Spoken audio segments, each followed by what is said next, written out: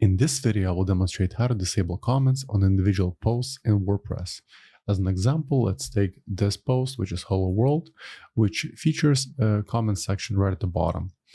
So in order to disable it, simply log into your WordPress admin account and then hover on posts, click all posts, then look for the post in question, and then click on edit.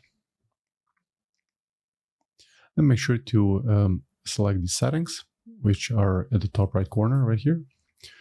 And then scroll a bit down where you see the discussion section and simply uncheck the box, allow comments, and then press update. Once I refresh the page, you'll notice the comments are closed. But the existing comments are still going to be visible to the public.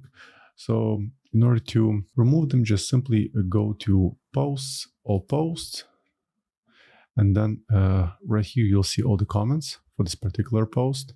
Just click on them. And then you can either unapprove them. In other words, they're going to be hidden from the public, just like this.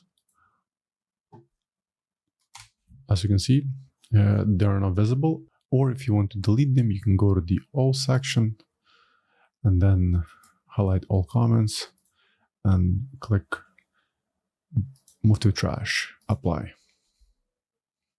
And that's it. We've just deleted the comments for this particular post.